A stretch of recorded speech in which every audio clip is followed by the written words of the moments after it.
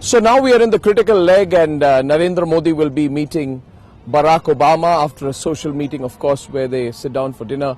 The big meeting is going to be at the White House, and there are quite a few bilaterals before that. Maruf, how will these official meetings pan out? Who all will he be meeting, and what are the kind of conversations which will happen? Well, Mr. Modi has already come into Washington with a number of flags flying in his benefit. That's true. After We've been talking his about speech that. at the UN, after the Madison Square Garden event. But most importantly, I think there are two engagements in Washington which will have implications for Indo-US relations in two different levels. Right. One is his private dinner hosted by Vice President Joe Biden, and of course the official engagement with President Obama. Right. While Joe Biden is probably going to be pushing harder for the American-India defense industrial business cooperation and initiatives outside the strategic sphere, I think Obama's message to Mr. Modi is going to be that are you with us or against us in our fight against terror, which seems to be an obsession with Why Washington. would there be a worry about that? As we have been saying as part of our coverage, it is us who would be asking the questions, Precisely. for example, on the nature of American involvement in Afghanistan. And I think Modi would be picking that part of the piece up. Tell me, Maruf, would Modi be having bilaterals, and would the foreign minister, for example, be having her own bilaterals? She's been here for some time, before Modi came in. So how are these meetings usually set up? Tell us the mechanics of it before Modi and Obama meet. Are they separate meetings? Do they meet in groups individually or together? From what I understand, what's the regimen? From what I understand, there is a lot of homework that goes behind state visits of this level. Yeah. And particularly when expectations are running so high in Washington that finally India has a leader who would probably be able to deliver on Washington's wish list. So a lot of issues would have been gone over in great detail. But as we have seen with the Modi government, it's very clearly an initiative led by Prime Minister Modi. Yeah. The foreign minister and all other officials are going to be filling the gaps into the big picture that he is probably already outlined for US and India. But the Americans would like to be specific. Is there something on the critical issues that you think, the difficult issues that Mr. President Barack Obama will raise, for example, increased defense cooperation between India and the US?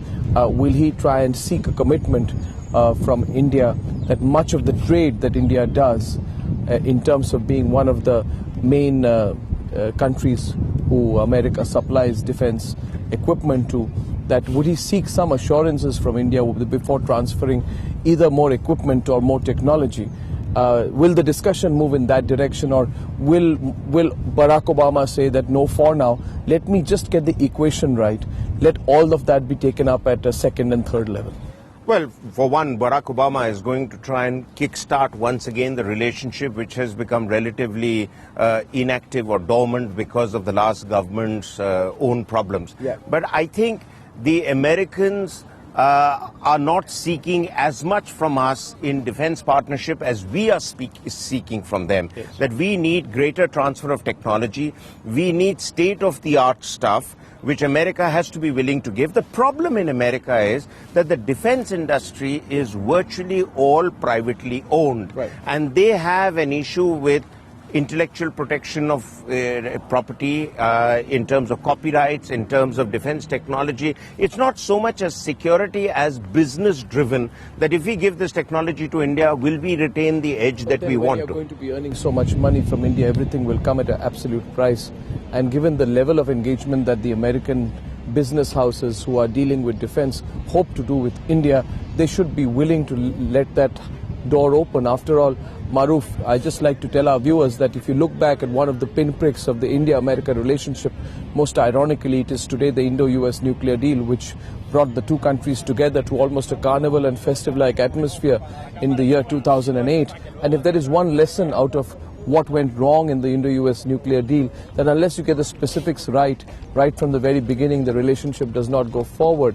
That will also apply to defense supplies cooperation. I've always maintained the devil is in the details. Why aren't they going into those details? In the case, well, I think the last government was struggling to get its political act right at home. Right. And here, I want to bring one clarity to Obama's role. Yeah. Though he may be weakened politically, domestically, Yeah.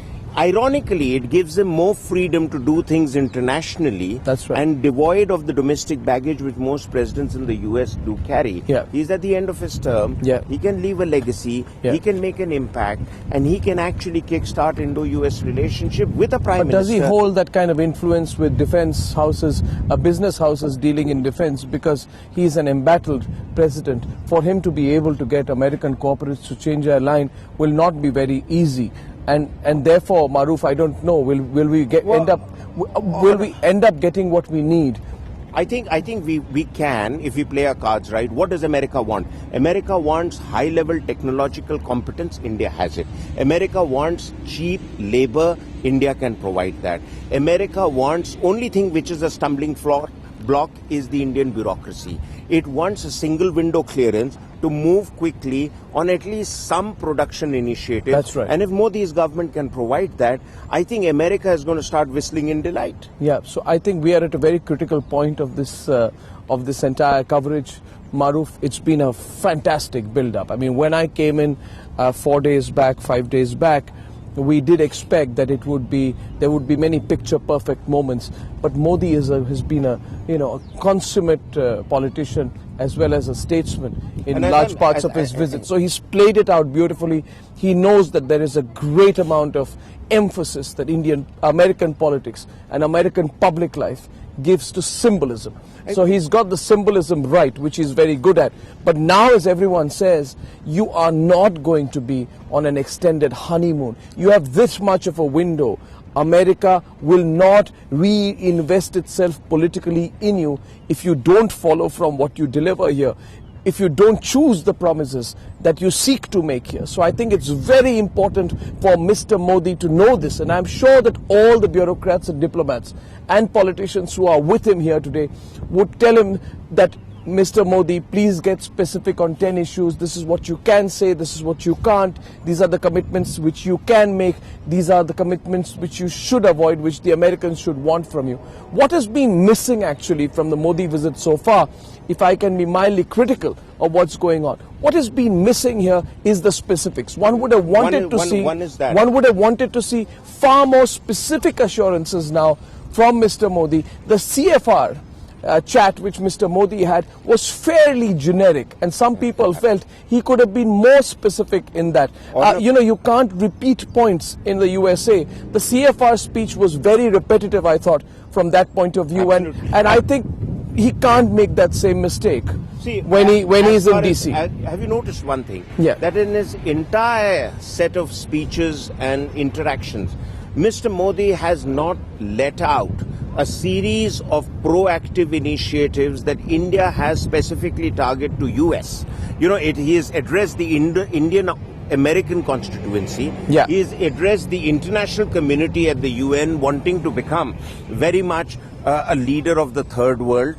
But where is that magical set of items that is going to get America suddenly turn around and say, wow, we finally found the guy we could do business with? Because Americans have deep pockets.